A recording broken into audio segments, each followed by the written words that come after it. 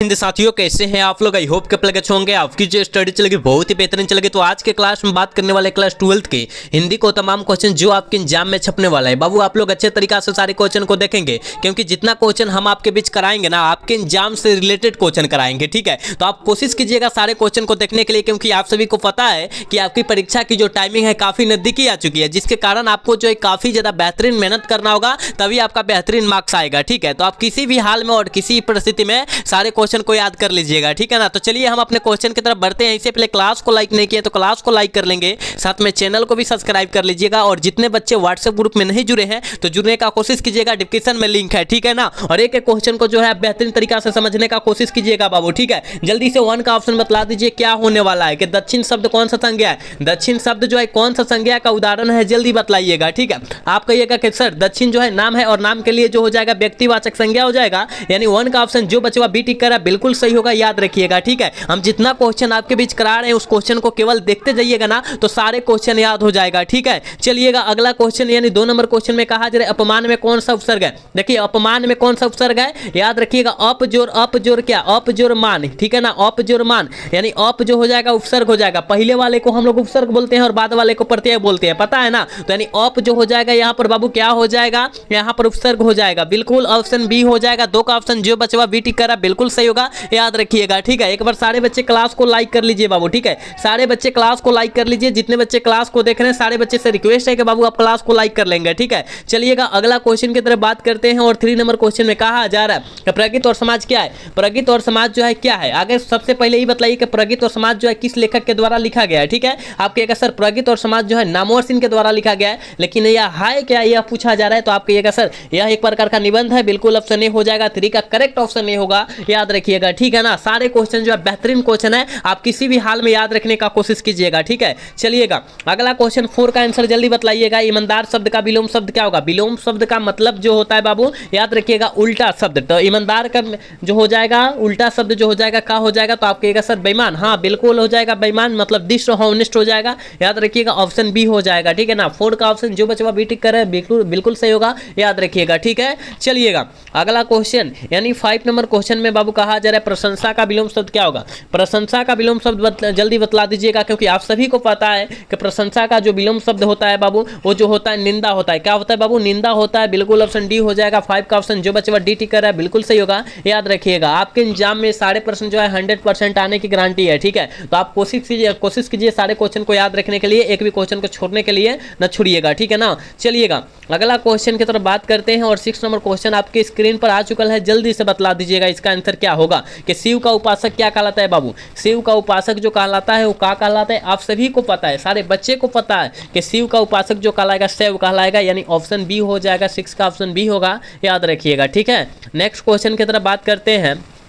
और 7 number question में कहा जा रहा है पीठ दिखाना मुहावरा का अर्थ क्या होता है। पीठ दिखाना मुहावरा का अर्थ जो होता है बाबू क्या होता है। ठीक है, आपके मतलब आपका जो है काम पड़ा तो अब आपके दोस्त कहिएगा, आपके अपने दोस्त से कहिएगा कि सर हाँ बाबू हमको पैसा दीजिए, पार्टनर हमको तो दोस्त पैसा दो। ठीक है, तो नहीं देगा, यानी आपको वहाँ पीठ दिखा देगा, मतलब आपके साथ धोखाधड़ी कर देगा। ठीक है ना, तो हार कर भाग जाना। ठीक है ना, याद रखिएगा, आप पैसा मांगिएगा वो भाग जाएगा। ठीक है, तो याद रखिएगा पीठ दिखाना उसको कहते हैं। ठीक है ना, तो यानी हार कर भाग जाना, जैसे कि आप तैयारी कर रहे हैं अब इन छोड़ के भाग जाइएगा, तो यानी पीठ दिखा दिए आप, है ना, याद रखिएगा। चलिएगा अगला क्वेश्चन, यानी 8 नंबर क्वेश्चन में कहा जा रहा है चंद्रधर शर्मा गुलेरी का जन्म स्थान कहाँ है। गुलेरी का जन्म स्थान जो है कहाँ पर है, जल्दी बतलाइएगा। आप कहिएगा सर हमको पता है कि गुलेरी जी का जन्म स्थान जो है वो जयपुर पड़ता है, और जयपुर में राजस्थान में पड़ता है। जयपुर कहाँ पड़ता है बाबू, राजस्थान में पड़ता है। बिल्कुल ऑप्शन बी हो जाएगा। 8 का करेक्ट बी होगा, याद रखिएगा। एक बार सारे बच्चे क्लास को लाइक कर लेंगे, जितने बच्चे देख रहे हैं ना सारे बच्चे से रिक्वेस्ट है बाबू आप लोग क्लास को लाइक कर लीजिए। ठीक है,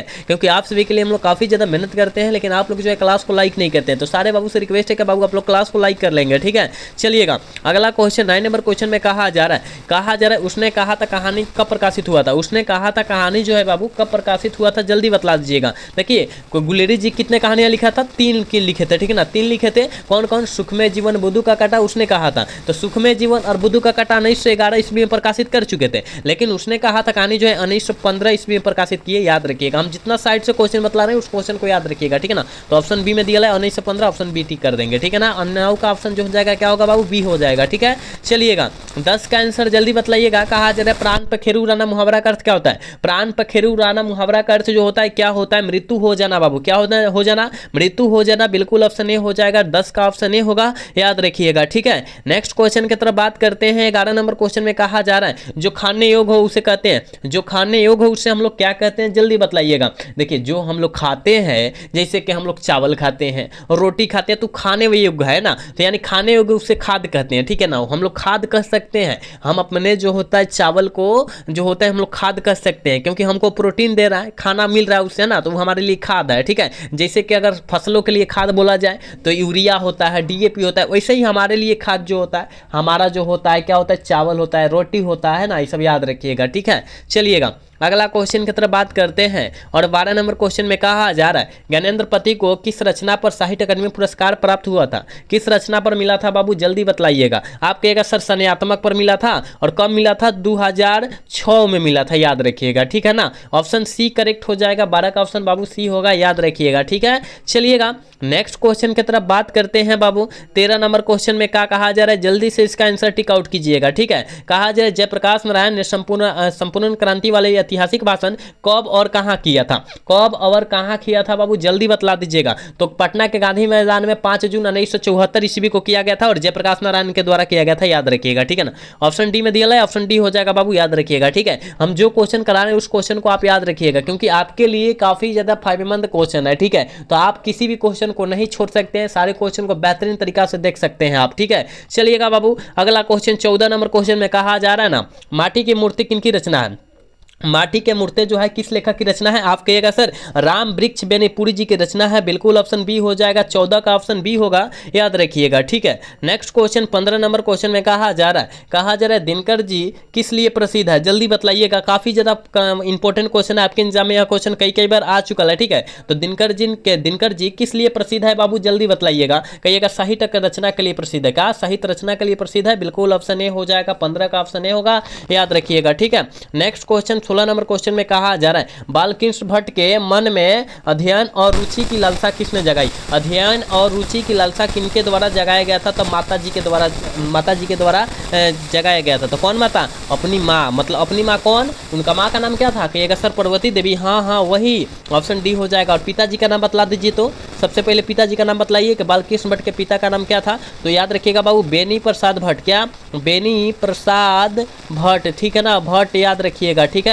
याद रखने का कोशिश कीजिएगा इस सारे क्वेश्चन को, ठीक है। चलिएगा अगला क्वेश्चन 17 नंबर क्वेश्चन में कहा जा रहा है गणेश शंकर विद्यार्थी किस पत्र का संपादन करते हैं। गणेश शंकर विद्यार्थी किस पत्र का संपादन करते हैं, जल्दी बतला दीजिएगा बाबू। आप कहिएगा सर हमको पता है, प्रताप, कौन, प्रताप का किए थे, बिल्कुल ऑप्शन डी हो जाएगा, 17 का ऑप्शन डी होगा, याद रखिएगा बाबू। हम जो क्वेश्चन आपके बीच करा रहे हैं चुन करना, उस क्वेश्चन को आप याद रखिएगा किसी भी स्थिति में, ठीक है। चलिएगा अगला क्वेश्चन 18 नंबर क्वेश्चन में कहा जा रहा है सुभद्रा कुमारी चौहान का निधन कैसे हुई थी। देखिए सुभद्रा कुमारी चौहान का निधन जो हुआ था कार दुर्घटना में हुआ था। और पूछा जाएगा बाबू कब हुआ था, तो याद रखिएगा 15 फरवरी, क्या 15 फरवरी 1948 ईस्वी को, क्या 1948, थोड़ा सा देख लीजिए, 1948, ठीक है ना, 1948 ईस्वी को हुआ था, ठीक है ना। यहाँ अगर जन्म की बात करेगा बाबू, जन्म याद रखिएगा, जन्म की जब बात करेगा तो 16 अगस्त, याद रखिएगा 16 अगस्त 1904 ईस्वी को हुआ था, क्या बाबू, जन्म हुआ था, ठीक है। मृत्यु 1915 ईस्वी को हुआ था कार दुर्घटना से, ठीक है।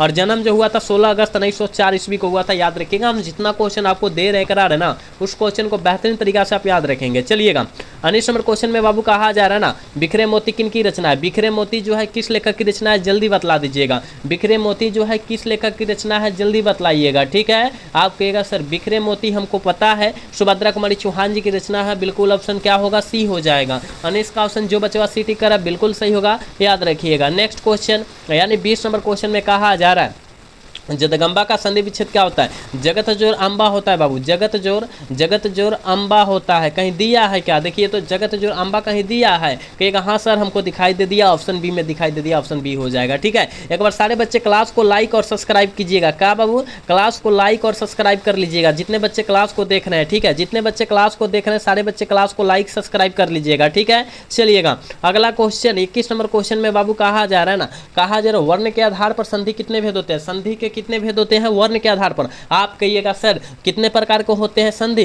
3 प्रकार के होते हैं, आपको पता होगा, विसर्ग संधि, स्वर्ग संधि, व्यंजन संधि। मतलब कितना हुआ कहिएगा सर? हाँ 3 हो गया, 3 प्रकार के होते हैं, याद रखिएगा। 21 का ऑप्शन क्या हो जाएगा? क्या हो जाएगा? बी हो जाएगा, याद रखिएगा। ठीक है ना, याद रखने का कोशिश कीजिएगा, एक भी क्वेश्चन को छोड़िएगा मत आप लोग। ठीक है, चलिएगा 22 का आंसर बतला दीजिए। कहा जरा स्वागत का संधि विच्छेद सुज और आगत। जो बच्चा सुज और आगत मार रहा है ना, बिल्कुल सही होगा, यानी ऑप्शन बी में दिया है, ऑप्शन बी सही होगा 22 का। ठीक है, चलिएगा बाबू 23 का आंसर बतलाइएगा कि सजावट में कौन सा प्रत्यय है? सजावट, सज जोर आवट। क्या बाबू? सज जोर आवट, यानी आवट प्रत्यय है, सज जोर आवट यानी आवट प्रत्यय है, याद रखिएगा। 23 का ऑप्शन क्या होने वाला है बाबू? याद रखिएगा सज जोर आवट, आवट प्रत्यय है, यानी ऑप्शन क्या होगा? ये हो जाएगा। ठीक है ना, प्रत्यय पूछा है इसलिए आवट मारेंगे, याद रखिएगा। ठीक है, जावट न मारिएगा, गलत हो जाएगा। ठीक है, चलिएगा नेक्स्ट क्वेश्चन यानी 24 नंबर क्वेश्चन में बाबू कहा जा रहा है कि प्रकाशित शब्द में कौन सा प्रत्यय है? प्रकाशित है ना, प्रकाश जोर का हो जाएगा बाबू? देखिएगा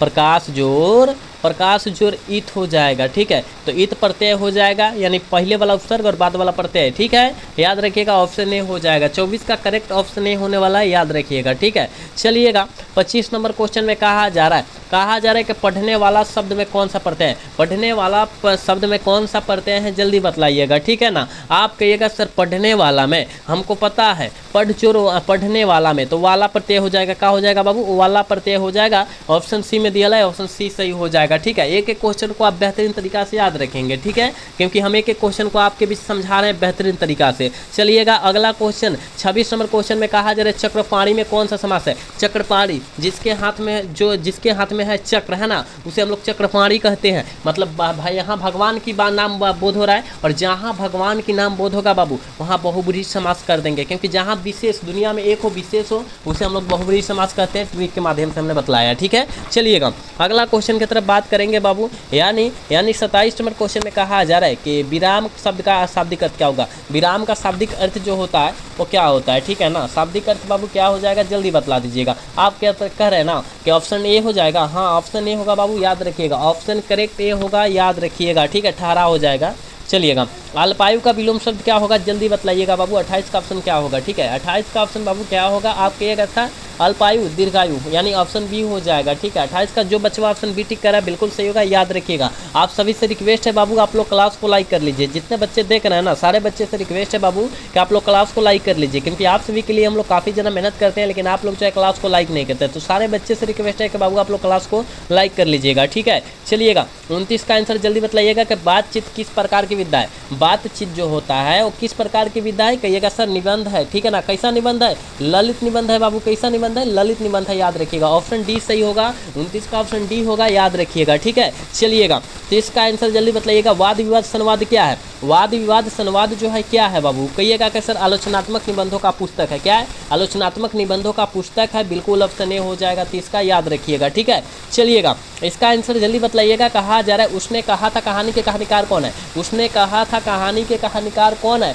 आप सभी को पता है, उसने कहा था कहानी के कहानीकार जो हो जाएंगे चंद्रशेखर शर्मा गुलेरी हो जाएंगे, बिल्कुल ऑप्शन ए हो जाएगा, याद रखिएगा। ठीक है, बहुत ज़्यादा मोस्ट इंपॉर्टेंट क्वेश्चन है, ये सारे क्वेश्चन को आप याद रखिएगा, किसी भी क्वेश्चन को छोड़िएगा मत। ठीक है, चलिएगा भाई अगला क्वेश्चन की तरफ बात करते हैं। कहा जा रहा है विनोद कुमार शुक्ल का जन्म स्थान कहाँ है? विनोद कुमार शुक्ल का जन्म स्थान जन्म कहाँ हुआ था पूछा जा रहा है। ठीक है ना, जन्म कहाँ हुआ था विनोद कुमार शुक्ल का? ठीक है, आप कहिएगा सर हमको पता है, जहाँ कहाँ हुआ था? छत्तीसगढ़ में हुआ था। कहाँ हुआ था बाबू? छत्तीसगढ़ में हुआ था, बिल्कुल ऑप्शन डी हो जाएगा। ठीक है, 32 का ऑप्शन डी होगा, याद रखिएगा। नेक्स्ट क्वेश्चन यानी 30 का होगा। कहा जा रहा है कवियों का कवि किसे कहा जाता है? एक होता है प्रेम, ठीक है ना, प्रेम पीर का कवि बाबू, एगो याद रखिएगा प्रेम के पीर के कवि, ठीक है ना। एगो कवियों के कवि शमशेर बहादुर सिंह को कहा जाता है, प्रेम के पीर के कवि मलिक मोहम्मद जायसी जी को कहा जाता है। दोनों याद रखिएगा, ठीक है। हम बतला रहे जितना क्वेश्चन को आप याद रखिए का कोशिश कीजिएगा, यानी ऑप्शन इसका डी होगा, ठीक है।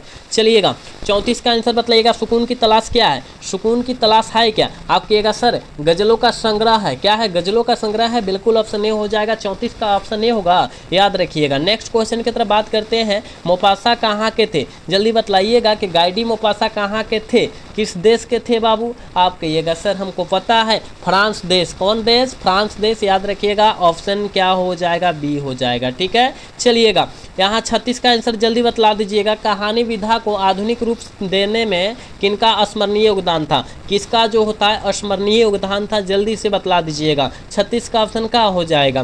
कहिएगा ना सर, ये जो है गाइडी मोपासा का था, बिल्कुल ऑप्शन सी हो जाएगा, याद रखिएगा 36 का, ठीक है। चलिएगा अगला क्वेश्चन का आंसर जल्दी टिक आउट कीजिएगा कि अधिनायक शीर्षक कविता किस पुस्तक से ली गई है? किस पुस्तक से बाबू ली गई है? तो आत्महत्या के विरुद्ध से लिया गया है, ठीक है। याद रखिएगा ऑप्शन बी हो जाएगा इसका, ठीक है। जितना क्वेश्चन मैं आपके बीच प्रोवाइड कर रहा हूँ बाबू, वो सारे क्वेश्चन को याद रखिएगा, किसी भी क्वेश्चन को छोड़ने का कोशिश मत कीजिएगा, क्योंकि जितना क्वेश्चन हम कराएंगे आपके एग्जाम से रिलेटेड क्वेश्चन ही कराएंगे, इसलिए सारे क्वेश्चन को देखने का कोशिश जरूर कीजिएगा, ठीक है। चलिएगा बाबू अगला क्वेश्चन 38 नंबर क्वेश्चन में कहा जा रहा है जन जन का चेहरा एक के रचनाकार कौन है? जन जन का चेहरा एक के रचनाकार कौन है? आप कहिएगा सर गजानन माधव मुक्ति बोध। हाँ हाँ ऑप्शन ए होगा, ठीक है। 38 का ऑप्शन ए होगा, याद रखिएगा। नेक्स्ट क्वेश्चन 39 का आंसर बतलाइएगा बाबू। कहा जा रहा है किसका जादू टूटता है? किसका जादू टूटता है, जल्दी बतलाइएगा। तो उषा का जादू टूटता है, और पूछा जाएगा कब टूटता है, तो सूर्योदय होने पर टूटा है, ठीक है ना। याद रखिएगा ऑप्शन ए होगा। चलिएगा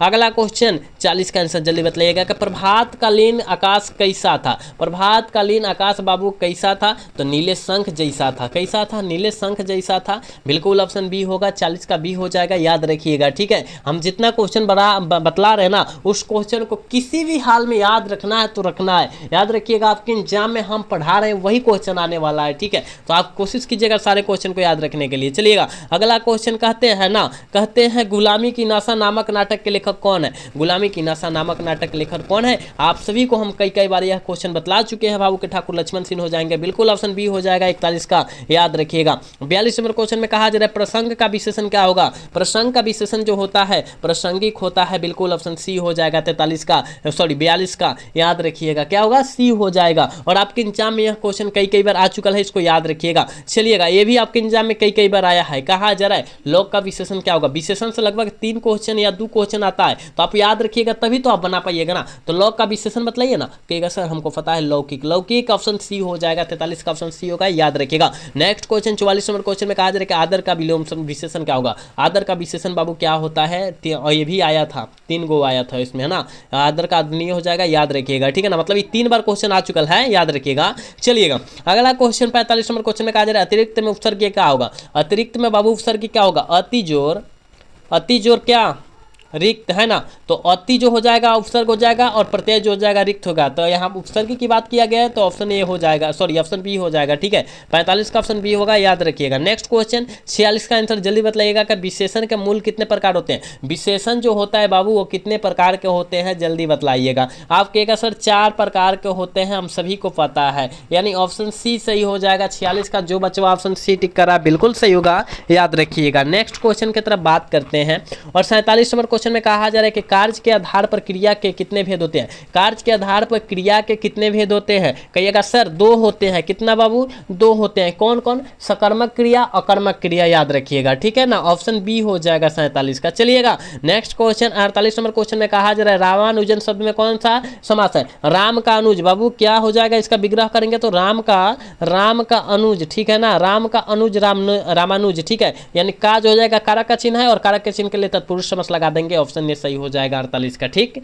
चलिएगा अगला क्वेश्चन 49 नंबर क्वेश्चन में कहा जा रहा है मलिक मोहम्मद जायसी जी कहा है? मलिक मोहम्मद जायसी जी कवि है, कैसा कवि है? आप कहेगा हमको पता है कि प्रेम के पीर के कवि मलिक मोहम्मद जायसी जी को बोला जाता है, और कवियों के कवि जो होता है शमशेर बहादुर सिंह को बोला जाता है, स्पष्ट बात है, ठीक है ना, याद रखिएगा। चलिएगा आज के क्लास के लास्ट क्वेश्चन है बाबू, कहा जा रहा है कि जायसी जी रचित पदावत की भाषा क्या है? मतलब मलिक मोहम्मद जायसी जी पदावत की भाषा रचित है, वो कैसा भाषा है? आप कहेगा सर हमको पता है ये जो भाषा है अवधी भाषा है। कैसा भाषा है बाबू? अवधी भाषा है। ऑप्शन नहीं हो जाएगा, 50 का ऑप्शन नहीं हो जाएगा, याद रखिएगा। तो हमने आपके बीच 50 क्वेश्चन इंपॉर्टेंट कराया है, आप लोग अच्छे तरीका से इस 50 क्वेश्चन को याद कर लीजिएगा, क्योंकि आपके लिए काफी ज्यादा फायदेमंद क्वेश्चन है, ठीक है ना। एक भी क्वेश्चन को छोड़िएगा मत, ठीक है। तो आज का क्लास जो है कैसा लगा? अगर अच्छा लगा होगा तो चैनल को सब्सक्राइब और वीडियो को लाइक कर मिलिएगा। मिलेंगे अगला सेशन में। जय हिंद, जय भारत, टाटा, बाय बाय।